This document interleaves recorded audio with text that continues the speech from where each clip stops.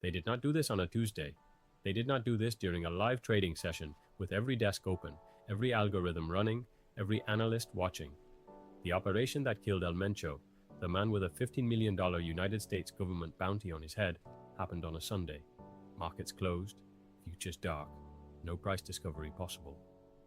By the time silver opened this morning, the power vacuum was already 24 hours old.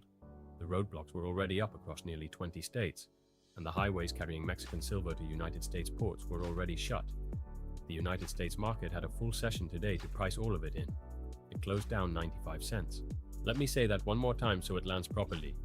The world's largest silver-producing country lost the one person holding its most powerful criminal organization together on Sunday. Retaliation spread across nearly 20 states. The highways that carry silver to the United States border were physically blocked. The scenario the United States government classified as a national security risk 3 months ago became operational, and the United States paper market closed down 95 cents. That is not the market processing the news. That is the market not understanding what the news means yet. And that gap between what is documented on the ground and what $87 is saying does not stay open permanently. Today is Monday, February 23rd, 2026. It is Monday evening. The United States session is closed, and in a matter of hours, the first full Asian trading session since El Mencho's death opens. Shanghai, Tokyo, Hong Kong. The first price discovery from the world's largest physical silver markets after being offline through the entire weekend and the entire United States session that followed it. That moment is coming fast. Today we are going to walk through exactly what the United States government already knew, what happened in Mexico on Sunday, what the supply chain looks like on the ground right now, what COMEX inventory tells you about the pressure building underneath the price, and what you need to watch in the hours and days ahead to know when this finally gets priced. Let's go.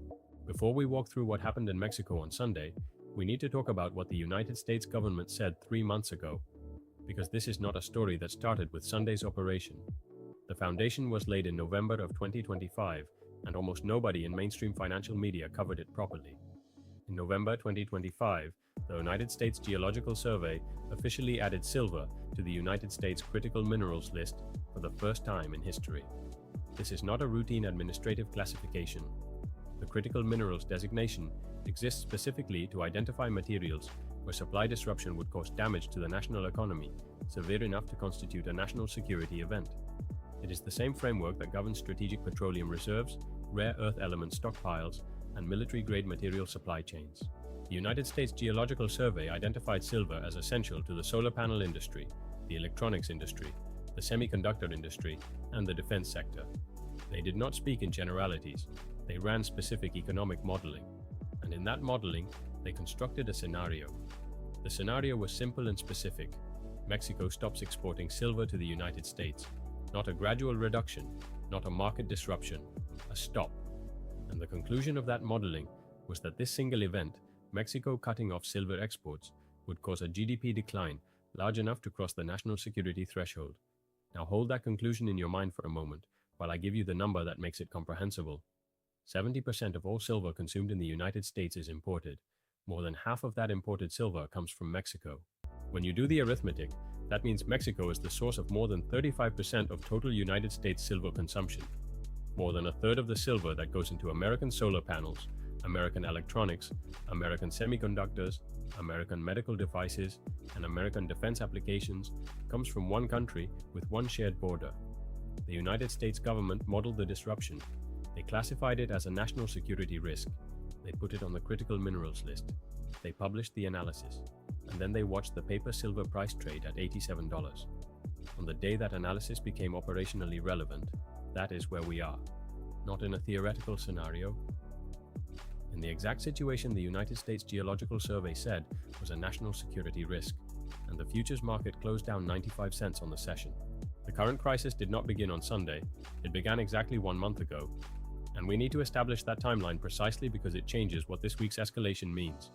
On January 23rd of this year, 10 workers were abducted from Vizsla Silver's gated residential compound in Concordia, Sinaloa. These were not random laborers. The group included geologists, engineers, security guards, and administrative staff, the kinds of technical professionals that a silver mining operation cannot function without. They were taken from inside a secured residential facility.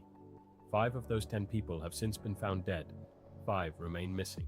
Let that register before we move forward. This happened inside a gated compound, a secured perimeter, a facility that a publicly traded mining company built specifically to protect its workforce. The cartels did not encounter these workers on an open road or at an unprotected site. They penetrated a secured residential compound and took people from inside it. The response from the broader Mexican silver mining community was immediate. Additional security measures were implemented across the sector. But here is where the data starts to tell a more specific story than the headlines do. Some of the additional security costs that mining companies began disclosing publicly in the weeks following the Vizsla attack were not security costs in the conventional sense. They were protection payments, fees paid to cartel-linked entities under various commercial descriptions, community benefit programs, local contractor requirements, regional infrastructure contributions. The vocabulary is corporate, the arrangement is extortion. And beyond the financial cost, the Vizsla attack created a personnel crisis that no security budget can solve. Geologists and engineers began leaving the most affected regions. Their families are not waiting for a corporate security review or government response timeline. They are telling their husbands and wives to come home now. The most technically specialized, hardest to replace workforce in a complex industrial operation is being systematically driven out of the geography by credible physical danger. A silver mine without geologists and engineers does not produce silver. The ore is still in the ground. The equipment is still on site, but the human knowledge required to extract it safely is walking out. That was the situation 1 month ago, before the current escalation, before Sunday's operation. On Sunday, February 22nd, Mexican military forces carried out a high-level operation in Talpa, Jalisco, targeting Nemesio Oseguera Cervantes, known as El Mencho, the leader of the Jalisco New Generation Cartel. El Mencho was wounded during the firefight and died en route to Mexico City. The White House confirmed the operation publicly. White House Press Secretary Caroline Leavitt confirmed United States intelligence support. United States Deputy Secretary of State, Christopher Landau, confirmed the death on the record. This was not a local operation with local implications. It had direct United States government involvement and direct United States government confirmation.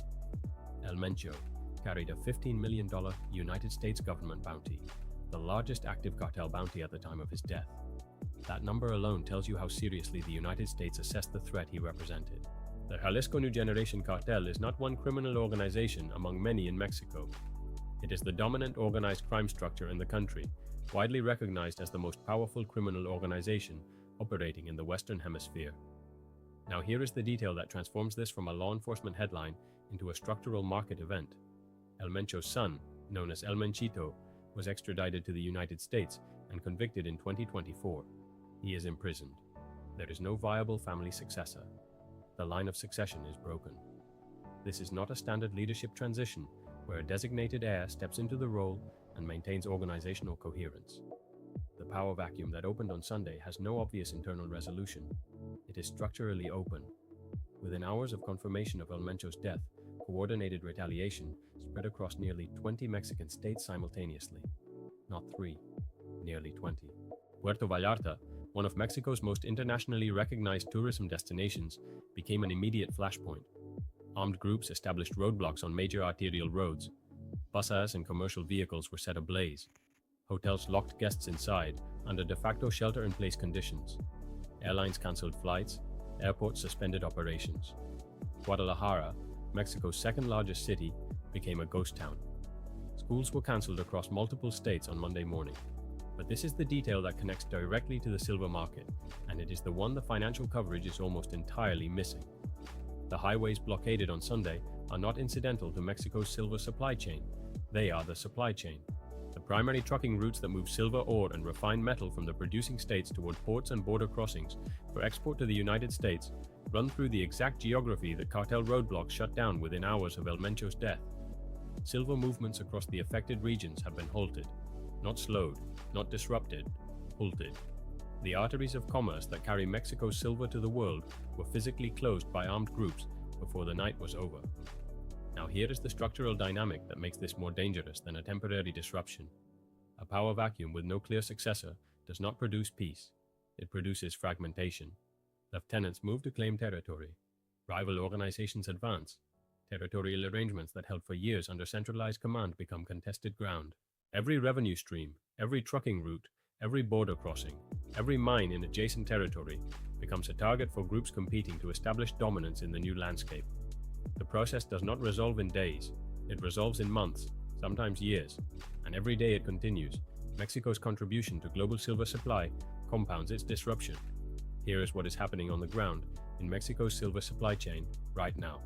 And it matters more than the price movement because it tells you the shape of what is coming.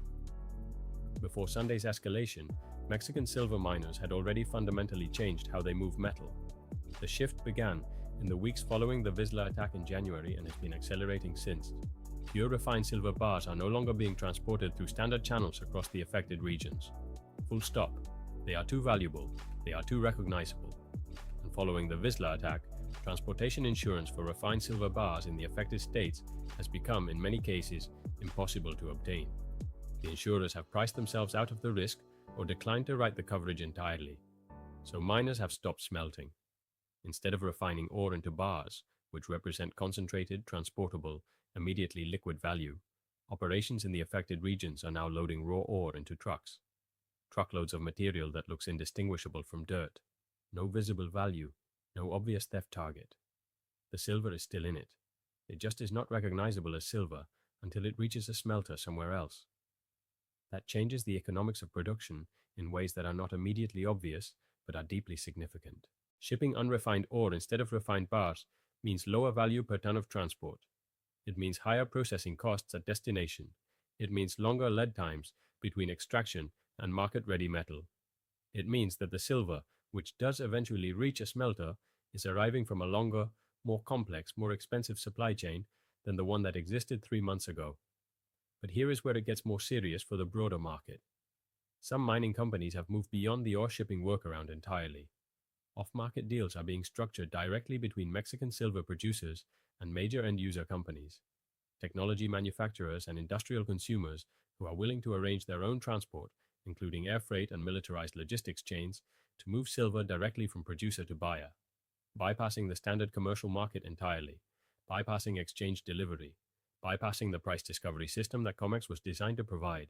Samsung-scale industrial buyers with the resources to charter their own logistics are pulling silver out of Mexico through private channels.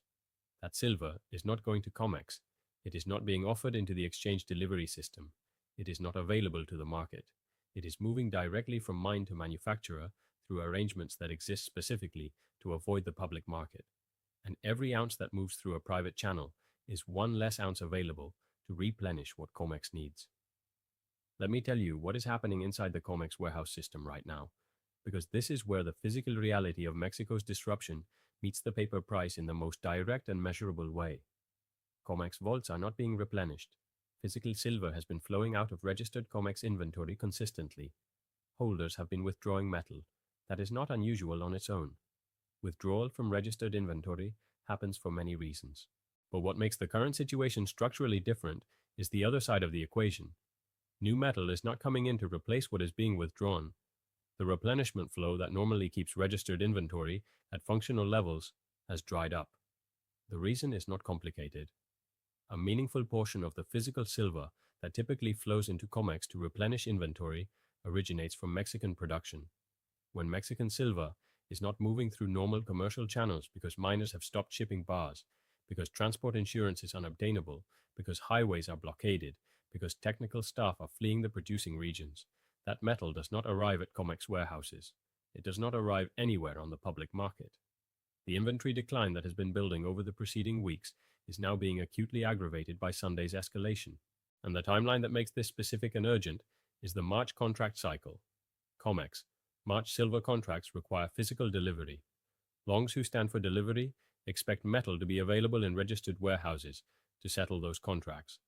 If registered inventory continues to decline and new supply does not replenish it, the settlement mechanism faces stress that the paper price has not begun to reflect. This is the mechanical link between a cartel power vacuum in Jalisco and the price you see on a COMEX screen. It is not abstract or theoretical. It runs through warehouse inventory levels, delivery demand, and the physical availability of metal that was supposed to flow from Mexican mines through normal channels and into the exchange system. That flow has been disrupted for weeks. Sunday's events made it acute, and the price is still at $87. Let me lay out three distinct trajectories for how this develops, because the market will eventually need to price one of them, and they are not equivalent. The first scenario is systematic economic extraction. Cartels evolve from opportunistic violence into structured taxation of the supply chain. They do not shut the mines down, they insert themselves into the cost structure, protection fees under commercial descriptions, mandatory local contractor requirements where the approved contractors have cartel relationships, informal transit taxation on ore trucks. The mine continues to produce, but the effective cost rises. Transportation insurance remains unavailable or prohibitively expensive. Technical staff retention becomes a constant crisis, requiring financial premiums that conventional budgets were not built for. The silver still eventually reaches the market, but less of it does, at higher cost, with longer lead times, and with a portion of the economics being captured by criminal organizations who will never appear in a regulatory filing. The second scenario is the disruption cascade during the succession conflict itself. This is what is already partially visible today. The power vacuum triggers territorial fighting across multiple states simultaneously. The highways that carry silver from mine to port become contested ground. Workers do not show up. Expatriate technical staff get evacuated on company orders. Trucks cannot move because the route is either blocked or too dangerous to attempt. Insurance coverage is unavailable. The mine does not formally suspend operations. It simply stops functioning because every input the operation requires, labor, logistics, security, explosive supply, fuel delivery, has been disrupted simultaneously. Vizsla shares are already down more than 50%. That is not the market pricing a temporary inconvenience. That is the market beginning to price the possibility that operations are impaired for a duration measured in quarters, not days. The third scenario is full structural capture, and it is the one that should command the most attention from anyone holding any silver exposure. If the succession conflict spreads with sustained intensity into the core silver belt, if Zacatecas and Durango experience the same level of disruption that Jalisco saw on Sunday, the supply disruption stops being localized. Mexico's 190 million ounces of annual production does not come from a single state or a single company. It comes from a distributed geography. If that entire geography is simultaneously destabilized, the 24% of global mine supply that Mexico provides does not decline by 10%. It declines by a number that the current price has no mechanism to express without a repricing event of considerable violence. None of these scenarios costs zero, and the current price is treating all three as though their probability-weighted cost is exactly zero. There is a fourth pathway that none of the mainstream analysis is discussing. It is slower, more sophisticated, and potentially more durable in its market impact than any of the three scenarios above. The template comes from three documented historical cases. In Colombia, gold mining districts became cartel-administered operations when legal operators were driven out by simultaneous security risk and regulatory complexity. The cartels did not seize the mines directly. They created conditions where legitimate operators could not function, then filled the vacuum through nominally compliant structures. In the Democratic Republic of Congo, armed groups controlling coltan and cobalt territories inserted themselves into formal supply chains as de facto intermediaries, extracting economics while international companies absorbed the liability. In Afghanistan, lithium districts followed nearly the same pattern through a combination of violence and informal governance that co-opted legal structures. The mechanism is not direct seizure. It is security pressure and political influence applied simultaneously to create an environment where foreign-listed operators cannot function. Tighter compliance requirements applied selectively. Community consent frameworks controlled by cartel-linked intermediaries. Mandatory local contractor requirements where the only approved providers operate under criminal direction. Mexico has every precondition for this dynamic. The violence is already at the level of secured compound penetrations and worker deaths. The political complexity provides the regulatory environment, and the economics of controlling even a fraction of the world's largest silver-producing nation, at $87 silver, at $100 silver, justify sophisticated long-term strategic investment by organizations that plan in years, not quarters. The paper market cannot price this scenario. There is no column in the options chain for regulatory infiltration probability, which is precisely why it carries weight entirely absent from the current price. The people who bear the real cost when Mexican silver supply contracts are not the traders who missed the futures move. They are the manufacturers who require physical silver as a production input for goods the global economy has decided are non-negotiable. 70% of United States silver consumption is imported. More than half of that comes from Mexico. That means American solar panel manufacturers, American electronics producers, American semiconductor fabricators, and American defense contractors are structurally dependent on supply that is currently running through blockaded highways and being pulled off the public market through private logistics arrangements. Solar panel manufacturing requires silver for electrical conductivity in ways that cannot be substituted at industrial scale on any realistic timeline. Every utility-scale solar project, every residential installation, every clean energy program depends on a supply chain that runs materially through Mexico.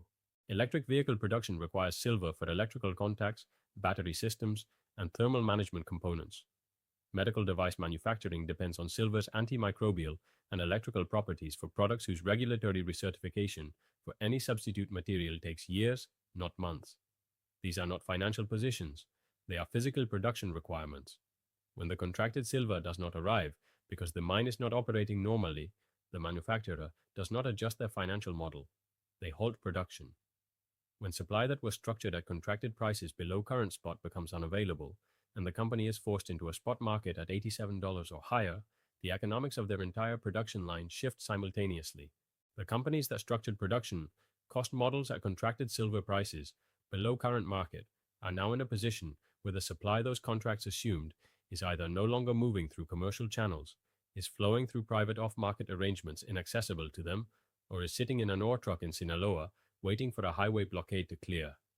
Every one of those outcomes flows through delivery timelines, earnings calls, and the kind of corporate language that describes supply chain optimization and delivery schedule adjustments without ever mentioning that the silver that was supposed to be there is not coming. If you want to understand what happens when a market ignores documented supply disruption risk until it cannot, the recent record shows the pattern without ambiguity. When Russia's invasion of Ukraine removed approximately 10% of global wheat exports, wheat futures spiked 40% within weeks, not gradually. A 10% removal produced a price response 4 times its proportional magnitude because the market tried to price the shortage and the forward uncertainty simultaneously, all at once, after months of treating the risk as remote. When Indonesia imposed ore export restrictions on nickel, a metal with multiple active global producers and a functioning recycling market, nickel prices doubled within months. Now apply that framework to what is in front of you tonight. Mexico produces 190 million ounces of silver annually, 24% of global mine supply. The disruption mechanism is not a reversible policy decision. It is a power vacuum created by removing the top of the dominant criminal organization in the country, triggering multi-state retaliation within hours, opening a succession conflict whose resolution runs in months to years. The market it is landing in is running a 100 million ounce structural annual deficit. COMEX vaults are not being replenished. Transportation insurance is unobtainable. 5 workers are dead. 5 are missing. The United States market had a full session today to react to all of it. It closed down 95 cents. Markets do not price supply disruption risk gradually when it builds over time. They ignore it. Then they price it violently and all at once. The question for silver is not whether the Mexico risk gets priced. It is when. And the first Asian session since El Mencho's death opens in hours. There are legitimate reasons why the market might assess this risk as overstated, and you deserve to hear them directly. The large cap operators in Mexico, First Majestic, Fresnillo, Endeavor Silver, Pan American Silver, Mag Silver, Wheat and Precious Metals, have operated in complex Mexican security environments for decades. They have evacuation protocols, federal government relationships, political risk insurance products, and balance sheet resources to absorb cost increases that would shut down smaller operators. A power vacuum does not automatically halt the production of the best resourced companies in the sector. The Mexican government has strong economic incentives to protect the mining sector. Mining contributes materially to GDP, regional employment, foreign exchange earnings, and tax revenue. Military deployments to protect critical infrastructure have happened before and will happen again. There is also a non-trivial argument that fragmenting the dominant cartel could, over time, produce smaller and less coordinated successor organizations, projecting less sustained power across multiple states. Some historical cartel leadership disruptions have eventually resolved into lower intensity equilibria, and COMEX and London Bullion Market Association vault inventories exist as physical buffers independent of Mexican production.